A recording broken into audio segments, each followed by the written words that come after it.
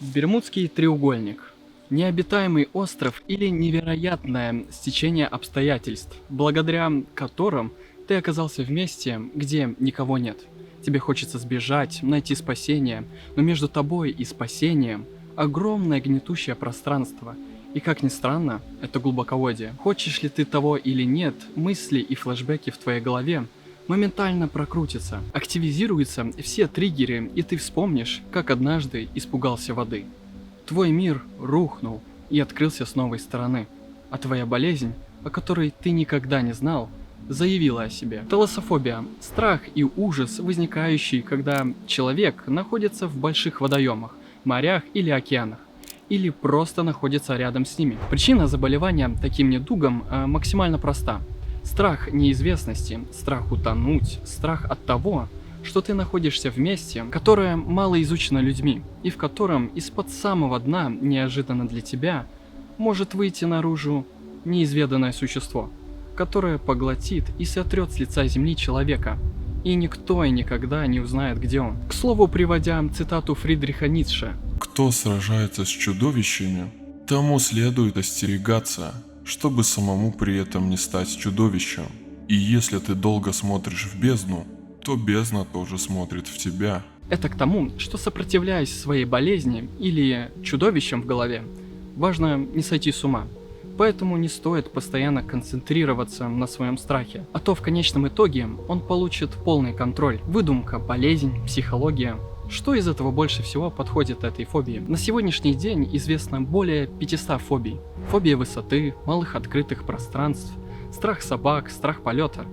Только вдумайтесь, огромное количество людей испытывают ежедневный или временный недуг, который так или иначе дает о себе знать. Но если человек физически, морально или психологически нездоров, он не сможет жить полноценно.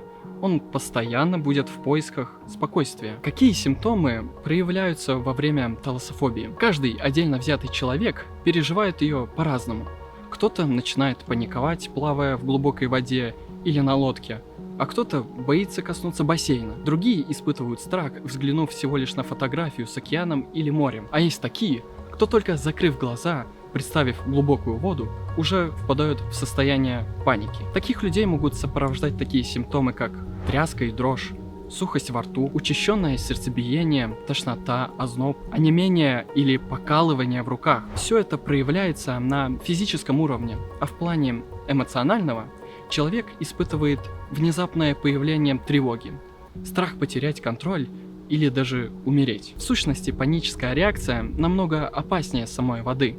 Обычно тот, кто болеет талассофобией, должен купаться в паре с другим человеком, который здоров, либо под присмотром спасателя. Какие могут быть причины и триггеры возникновения?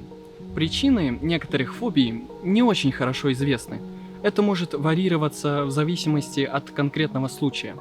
У некоторых людей талассофобия развивается внезапно, в то время как у других она развивается после травматического события. Многие исследователи считают, что определенные фобии вызваны сочетанием генетических и экологических факторов. Это означает, что даже если вы генетически предрасположены к определенной фобии, у вас может не развиться она, если вы не испытываете травматический опыт или не столкнетесь с триггерным событием или мышлением. Исследования показывают, что определенные гены связаны с определенными фобиями, но пока ни одно исследование не изучало генетику талассофобии. Тем не менее, по-прежнему считается, что фобии, такие как эта, имеют генетический фактор, следуя дарвинской теории эволюции. Талассофобия также может быть вызвана травмирующими событиями. Детский опыт почти утопления, наблюдение за нападением акулы, никогда не научившись плавать, или даже рассказы страшных историй об океане. Это лишь несколько примеров возможных событий, которые могут вызвать эту фобию. Некоторые исследователи считают, что многое зависит от того, какое влияние оказывает на ребенка в семье. К примеру, отец скажет: «Однажды я чуть не утонул, но меня спасли, и с тех пор я очень сильно боюсь воды». После подобных слов ребенок может впитать эту информацию, сам того не осознавая, и отсюда начинает прорастать болезнь. Но существуют также и другие факторы, такие как знакомство с человеком, который вскоре утонул в глубоководье. Триггеры талассофобии могут включать в себя океан, море, бассейны, катание на лодках, невозможность коснуться воды, фильмы на темы глубоководья, к примеру, «Челюсти». Я думаю, многие смотрели этот фильм. Как же лечить эту фобию? При отсутствии лечения талассофобия может сильно ограничить жизнь человека. Человек с такой фобией может чувствовать повышенную тревогу и перестать заниматься тем, что ему когда-то нравилось. Например, ходить на пляж с друзьями и семьей, кататься на лодке, плавать, смотреть определенные фильмы. К сожалению, только от 10 до 25% людей со специфической фобией обращаются за лечением, поскольку лечение конкретной фобии часто включает в себя противостояние раздражителям, которых боятся. Многие люди с фобиями могут избегать обращения за лечением из-за страха. Существует множество терапий. Одна из них называется экспозиционная терапия. Суть лечения заключается в том, что на человека происходит воздействие определенных раздражителей с постепенным возрастанием до того момента, пока страх не исчезнет. Для человека с талассофобией это может начаться с просмотра фотографий моря. Позже человек может посмотреть видео об океане или глубоководье. В конце концов, лечение будет включать в себя подвергание человека воздействию океана или бассейна. Благодаря контролируемому воздействию человек узнает, что раздражитель, которого он боится, не опасен. Как только это произойдет, они могут начать ассоциировать это с более положительными результатами. В самых крайних и запущенных случаях пациентов могут подвергать медикаментозному лечению. Например, если у вас талассофобия и вы собрались поплавать на лодке, вы должны будете принимать лекарства прямо во время плавания. Нет ничего постыдного в том, чтобы обратиться своевременно к специалисту, который раз и навсегда вылечит ваше состояние. Помните, что там, где боль и страдания, там рост и все самое лучшее.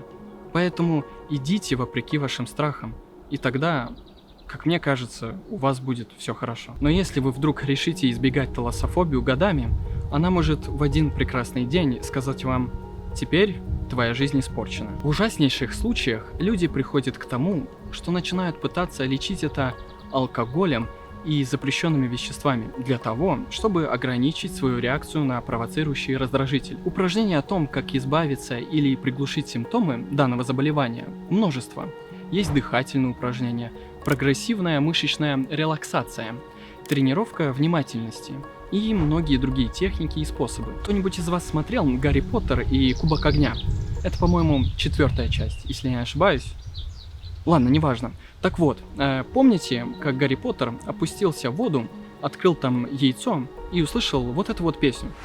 Мы тебе шлем зов чудесный, но мы на земле не поем. Ведь дан тебе один лишь только час, чтобы найти, что скрыто у нас. Как мне кажется, как-то так воспринимает воду человек, болеющий талассофобией. Время вокруг него сразу ограничивается, даже не до часа, а до нескольких минут. И вот все эти вот существа, монстры, вот-вот выползут из своих нор и будут пытаться атаковать тебя. В начале ролика высветилась фраза «в поисках спокойствия». Человек, имеющий любую фобию, всегда в поисках как раз-таки этого спокойствия. Его жизненный тонус нарушен. Неуверенность, страх, душевная боль постоянно сопутствует в его жизни. И если так вдуматься, это очень грустно на самом деле. Наверное, подводя какой-то итог по сегодняшнему ролику, хочется обратиться все-таки к родителям. Не воспитывайте в детях страхи и фобии, от которых они не смогут потом избавиться. Если вы испытываете фобию, используйте терапии. Меньше смотрите фильмы, связанные с океанами и водой. Всегда своевременно обращайтесь к специалистам и избавляйтесь от ненужных страхов.